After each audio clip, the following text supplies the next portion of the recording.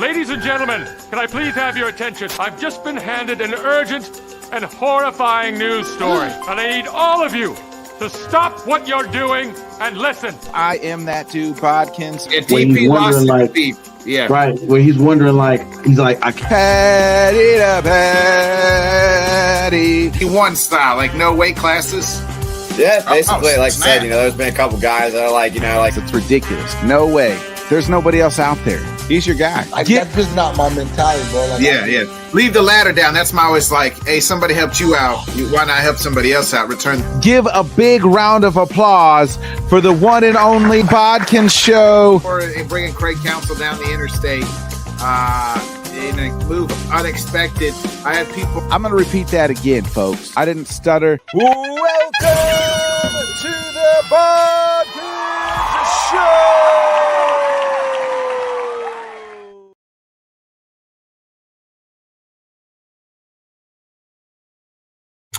Good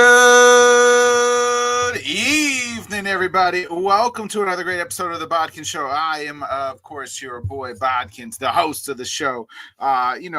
Usually we've been doing these on Sunday, but with Mother's Day yesterday, we wanted to hang out with the mamas and do some great things. So, was watching the Kevin Hart roast, was hysterical. Recommend it. Hopefully everybody had a great Mother's Day. Treated your mom, your wife, girlfriend, whatever, out to a good time. Man, it was a great weekend in sports. We still got the NBA playoffs going on. Knicks swept the 76ers. 76ers went from one Sunday of like, we beat the Celtics, and then to the next Sunday out the playoffs. I thought that was pretty funny. The Lakers probably going to get swept as well. And then the other two series are shaping up to be kind of pretty good series right now. So we'll see. Still like the Pistons to advance, but nonetheless, we got a lot to talk about today as we continue to find content creators. If you're a content creator and you're covering a specific team, hit me up. Would love to get you on the show. We're trying to cover all 32 NFL teams during the off season. We're hitting them slowly but surely. So if sometimes I can't find one, maybe we'll just bring on a guest and talk. But tonight it is none other than our obligatory Cowboys talk. Yeah, we have to talk Cowboys tonight. So give it up for my guest. You can catch him on the Rec Room Sports. He covers the baseball stuff. He covers the football stuff. Mr. Misery himself, a Cowboys fan, Mr. Alan Peralez. That's okay. My Rangers took down your Cubs this weekend, so it's all good. 2 out of 3, man. That sucked. But hey, it's the best series we played in a while. So we were hot. We've been hot. So eventually, when you get to 2, 10-game win streaks, usually all right, we're going to lose this eventually anytime. But it happened yesterday. DeGrom pitched like old DeGrom and shut us down. So he's been phenomenal. I mean, low key, I am kind of secretly root for the Cubs too. So I was definitely happy when they finally won a World Series in 2016. So yeah, not as happy as me, but we'll take it. But I'm happy to have you, Alan. Let's talk about the Dallas Cowboys. The season that was, I guess, this past year fell short of the playoffs. In the first year of their coach and everybody else, a couple injuries along the way, it felt like, but nonetheless, they miss out on the playoffs. Your thoughts on the Cowboys? I mean, first and foremost, it all comes back to that damn tie. Remember? Yeah. It's really the only thing that kept Green Bay in the playoffs and the one thing that kept us from competing. So, hey, got to shout out to Matt LaFleur for that. But yeah, I mean, you could describe it in one word, and that's just one phrase, and that's bad defense. It's literally all we remember this team for. It's not, George Pickens had an incredible year. And it's like, Dak put up amazing numbers, record numbers almost for the franchise, past Tony Romo in passing yards all time. No, it was the Micah trade 1 week before the season and how bad the defense played throughout the season. Right. I mean, the defense, got better once they traded for Quinn Williams. I mean, yeah. I mean, when you have your first two tests, those the Raiders and Jets too, that's going to help your stats a little bit. I mean, other than that, your two best defensive performances were against Philadelphia, which was more so the fact that their offense kind of stunk last year. Because we played them close we beat them the second time and played them close opening weekend. So that's the only thing that got me really optimistic. Is like, oh, we held the Eagles to 24 points opening night. I think our defense got a little. Nope, 40 points to the Giants, 40-some points to the Bears, and it just all went downhill from there. They fired their DC though, right? Mm-hmm. We have a brand new defensive coaching staff, like top to bottom. Christian Parker came over from the Eagles. He's our new defensive coordinator. They're switching to a 3-4 with multiple sets. You're going to have 5 defensive backs at some point in this formation because they're planning on using a spoiler alert. Caleb Downs is our first round pick as a nickel corner. So I'm kind of interested to see how Christian Parker runs this defense with all the pieces he has now. Yeah, it'll be interesting if they can take that next step. They signed, George. Well, they tagged George Pickens. Look like he's going to at least play on it. It doesn't seem like. Are they interested in, signing him long term? I don't know, and that's the thing that I always question about Terry is that yes, you still have CeeDee Lamb long term.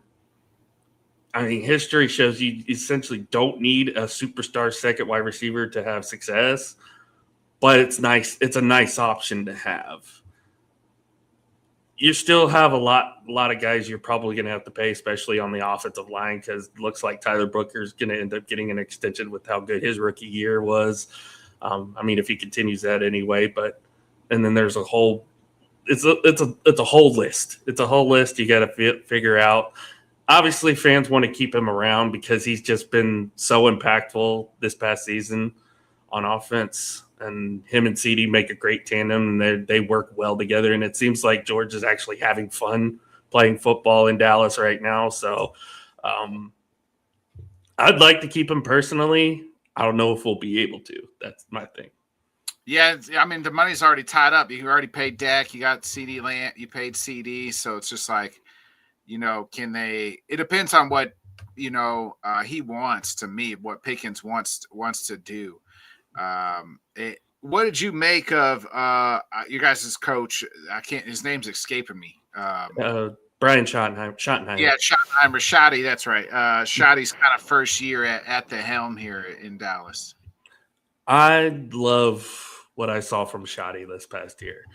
It's something we really haven't seen in Dallas from a head coach since Bill Parcells, is the accountability. Holding guys accountable, making sure guys are in the right spot. I mean, we know the story of Lamb and Pickens both getting benched to the first series of the game because of them being late. The Vegas game, yeah. The Vegas game. Yeah. Literally, what was it? The third week of training camp, literally stopped a Friday practice and had everybody run up downs for the entirety of the rest of camp because there was a lot of drop passes, a lot of mistakes, and Schotty's not going to take that. He's not expecting perfection, but he holds guys accountable, which is, again, something the Cowboys culture room kind of needed, which is why Trayvon's not here anymore. And, partially the reason why Micah's not here anymore. It's a work in progress, and bringing in Quinnen Williams has helped, especially from a leadership standpoint now. And I'm excited to see what he does in a full season in Dallas. So yeah, you guys, and you added Rashawn Gary. You guys, we were going to cut his ass anyway, and him having 0 sacks last year after Michael went out. They have fun with that guy. Yeah, I mean, they spent their entire draft on pretty much any edge rusher they could find, but other than Caleb Downs. So I do like the defensive pieces that we added. I think the system that we run will be kind of beneficial to a lot of these guys. I like Jalen Thompson. I like Kobe Durant. you can only go up from where you were last year, because last year you were basically at the bottom in defense. So you can only get better from here. Yeah, I mean, do you think with the new DC, like, will that kind of propel them to kind of get past the Eagles this upcoming season? I know it's super early. I believe so. I think they can, especially if the offense for Philly continues to sputter a little bit. I know everybody's waiting for the June 6th date because potentially that's when A.J. Brown is getting traded to New England. So that's one less body you have to worry about on defense. It's going to be interesting in the East this year because you literally cannot figure out any team in this division right now. Other than Philadelphia having a good defense and Dallas having a good offense, that's basically the only things we know about the NFC East right now, because we don't know if Scadaboo's going to be healthy. How will Jackson Dart do in year 2? How good would the Giants' defense be? Can Washington figure their things out? But yeah, I like our chances against Philly, especially since now we got them Thanksgiving for some reason this year. So you think that Cowboys can win the division? That's what I mean here. Oh yeah. I think they're capable. What's the expectations for them this year? What's your expectations going into this year? I know, again, it's super early. It's super early. At least 10. I think this team can get 10 wins. Especially if their defense is improved from what it was last year. I think 10 wins should be no problem. And it also depends on what they have going on the schedule and where they play when. If they miss the playoffs, is Shotty Shab in trouble? Is he on the hot seat? We know Jerry has short leash.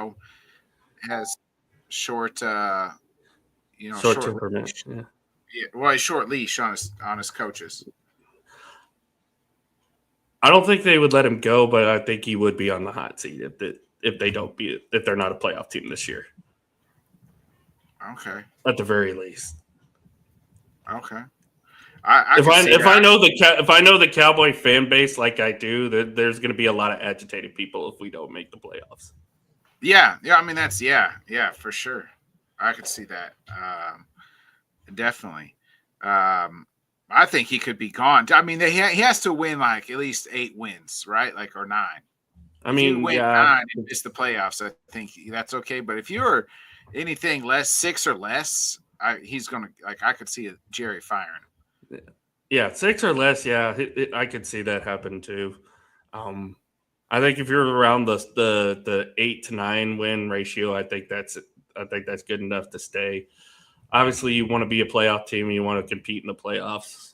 That's the main goal. But my expectation personally is maybe 10 wins, and depending on how good or bad the division is, maybe a division title.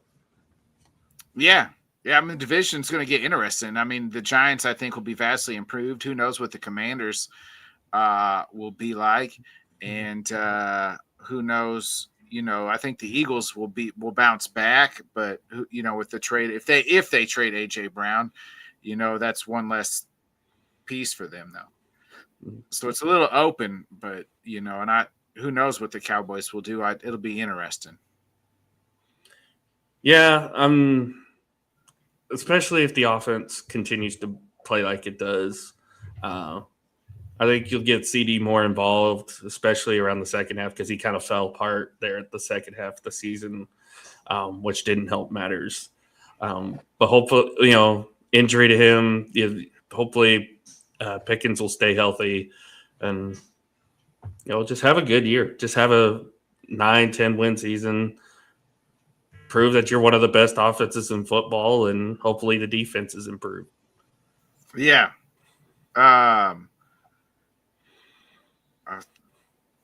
Lost my train of thought. Anyway, what to you? What is like the biggest you're younger, right? Like you didn't even live through the. Did not. I was born the year of the first Super Bowl, so okay. So you don't even know the glory days. Okay. I don't know the glory days. No. What's the greatest Cowboys moment to you? Since I've started watching, I've seen. I actually go back to Dak and Zeke's rookie year, 2016, were in Pittsburgh. That game against when they still had Ben, Le'Veon Bell, and Antonio Brown, it was an offensive showcase in that game. Ben does the fake spike touchdown, and everybody thinks, well, this game's all wrapped up. And then the two young rookies who had no expectation, well, Zeke had expectations, Dak didn't. He just kind of got thrown in there because Tony got hurt. They just led the drive down and got the game-winning touchdown and walked off the Steelers in Heinz Field, which was an awesome moment to watch. Okay. What about on the flip side? What's the toughest loss for you? I think Nick. I think it was that 2016 playoff game against Green Bay. Dez got the ball? No. It was the Aaron Rodgers Hail Mary in the fourth quarter where I can't remember. I think it was Mercedes Lewis who caught it on the sideline on that fourth down. Oh, no, that wasn't Mercedes Lewis. That was Jared Cook Jr. That was Jared, yeah. Yeah. Well, he caught that, and then he kicked the game-winning field goal because I thought we had a chance to win that game. There's also the first playoff game I saw as a Cowboys fan was the Seahawks game where Romo couldn't get the spot down. There was the loss to the Giants in 2007, which they probably should have won that game. The Romo fumble was it Seahawks? Mm-hmm. On the game-winning, what would have been the game-winning field goal had he got the spot down. Yeah. Yes, the no catch game is obviously up there.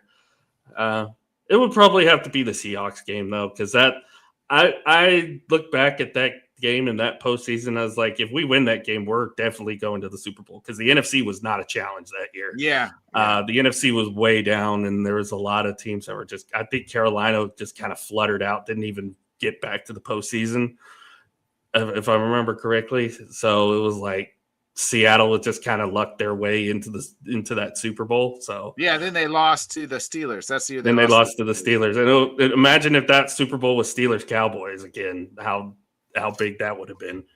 That would have been the fourth time those teams have met in the Super Bowl. I think that's the most Super Bowl matchups is Steelers Cowboys. You earlier you had mentioned that's what I was thinking about. You mentioned Caleb Downs in the first round pick. A lot of people raved about that pick. What do you make of the rest of the Cowboys draft? I love it because it all fills in needs. Because, like I said, you got a majority use of edge rushers, which I like Freeman, or I like Lawrence coming in. You got an extra body for the offensive line. You got an extra secondary guy in there. And even another depth piece at wide receiver, which, you can't have too many wide receivers in this league. So I like what they did. They addressed their needs. Then they went full defense like I thought they would. So I'm pretty happy with what they did.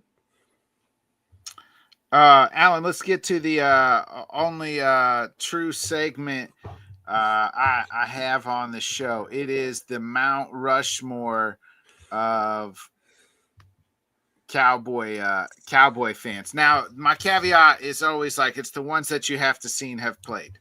Mm-hmm. So I'll go ahead. You give me your Mount Rushmore, and I'll give you mine. So then we can do some honorable mentions afterwards, but go ahead. Right. So obviously when I first started watching, I did not catch the tail end of Emmitt Smith before he became an Arizona Cardinal. So that I have to throw Emmitt out, unfortunately. But one guy who I did see the tail end of his career, and it was still just as good as the first part of it, was Larry Allen.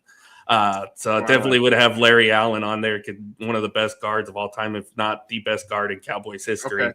Yeah. It was just so much fun watching him play. Just like a man that size should not be able to move that fast. And he can. So shout out to Larry Allen. Rest in peace.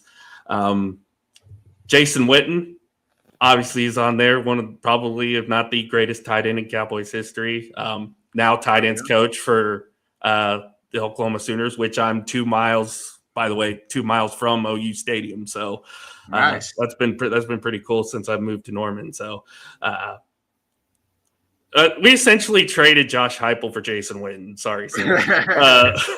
But yeah, Jason Witten, literally one of the most reliable targets I think the Cowboys have ever had.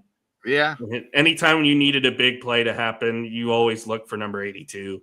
I mean, the most memorable one is the Sunday night against Philadelphia where his helmet comes off and he's still running an extra 15 yards down the field. This just shows you how tough a guy he was.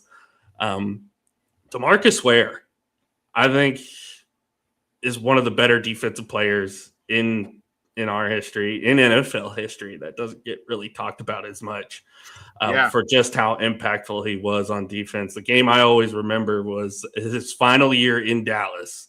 It's a Thursday night game in New Orleans against an undefeated Saints team. And when he completely dominates that game and shuts down that high-powered offense to the point of where we actually pull off the upset win in that game. So and then to see him win a Super Bowl in Denver was great. And it was phenomenal seeing him get that. So, and then the last one's tough because obviously you could pick Tony, you could pick Dak now. There's a lot of guys you could throw in there. But I'm actually going to go a second offensive lineman. I'm going to go Zach Martin. Another guy who I think can be in the conversation of being one of the greatest offensive linemen in Cowboys history. So to think that pick was originally going to be Johnny Manziel and you steal an all-pro Hall of Fame guard, I will take that in a heartbeat. Yeah. They saved themselves some heartache and pain there. So definitely, Steven saved his daddy's life. For real. You wanted Johnny bad. It was going to be Johnny Manziel, and Steven not talked him off that ledge. Yeah, for sure. Johnny might have died in Dallas, actually. Oh, he might have. My four, so the top three is, in any orders, Aikman. I'm a little older than you, so I did catch their Super Bowls, the tail ends, most of them actually. And then, so I have Aikman, Irvin, and Emmitt Smith. All three got to be on there. So the fourth one was up. I thought about Dion, but I didn't really feel like he was a Cowboy long enough. Like those other guys were pretty much like, Aikman was a one jersey guy, obviously. So was Michael. Emmitt did go to Arizona, but for the most part, Dion went to several. Even after that, had come from Atlanta and in 1 year in San Fran, and then they had to, then he went. Where did he play after? He went to the Ravens and the Commanders afterwards. So I couldn't. So he was ruled out. I like a couple of those guys. I was gonna say he even got outplayed in Super Bowl 35, or 30. Yeah. So I thought about Darren Woodson. Probably that's great. You know what? That's who I'm going to go with. You already said Witten, so that's who. But Darren, I'm probably going to go with another Hall of Famer on that run there, and that was Darren. Who should be in the Hall of Fame but hasn't got in yet, which is. Is he not? I think he is. No, he hasn't been in yet. He hasn't been added yet. He's been denied the last 3 years. Oh shit! I thought he was in.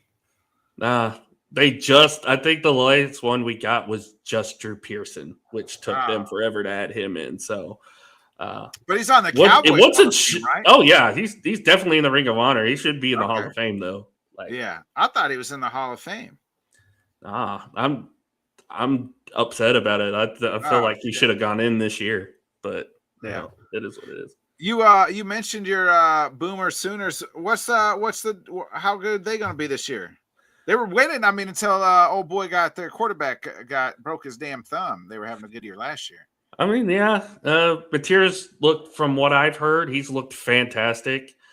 He looks a lot better than what he did towards the end of the year last year. I mean, even though we did get a playoff spot, it was not a good second half against Alabama. Vegas thinks we're our best bet is over under 7.5. I think they'll be way over that. I think they could go 10 wins again. It's going to be a little tougher because right away you have to deal first 6 weeks of the season. You have to deal with Michigan, Georgia, and Texas. So it ain't going to be easy. But you can get past that little stretch there. Maybe maybe you only lose one game out of that stretch. You might be talking SEC championship potentially, but I think at the best, probably another 10 wins and maybe somewhat sneak into get the final spot in the CFP potentially. So, yeah, it'll be interesting what they do. The SEC is going to be tough, but they're no Big Ten, So ask your guy Jonathan Grisham about that. Oh, I have to hear about it every day. Trust me.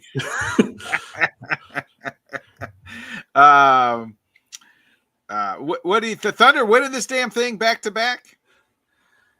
I mean, until proven otherwise, they're going to sweep the Lakers. They play tonight, right? Is that game? Yeah, they played it. Yeah, I think they. Yeah, the Lakers just look dead on arrival, especially in Game 3. They just gave up that second half. I don't know what happened.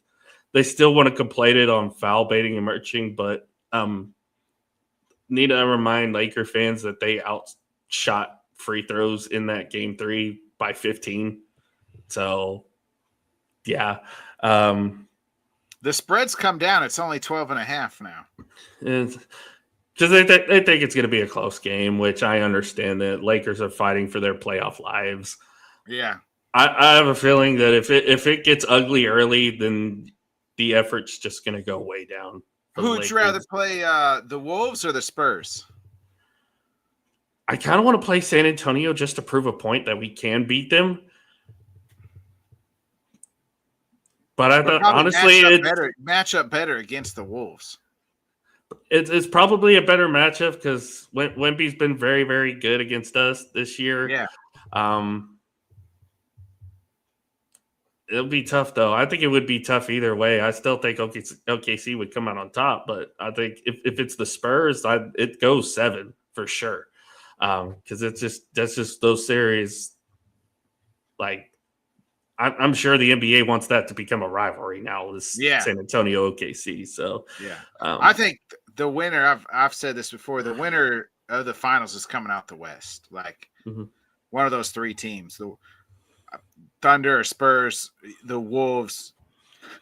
I don't like either. I think the Knicks come out of the East, but I don't think they win the finals. So their best bet would be if it's the Wolves, but I don't. If it's the Thunder, I don't like it at all for them. Yeah. I mean, the Knicks have played great since they've changed up their philosophy, but matchup to matchup, they don't match up with the Spurs. They don't match up with OKC. So if it is Minnesota, I give them a puncher's chance, but they don't match up with any of the other 2 teams. Yeah. Alan, I appreciate you joining me tonight. Let the people know where they can find you. So you can find me at Peralez 30 on X, TikTok, all that good stuff. On Rec Room Sports, which we do our radio show, ESPN 690 in Jacksonville every Thursday afternoon at 4 p.m. Eastern. 2-hour show there. Baseball show every Wednesday night with myself, Jonathan, and Scott.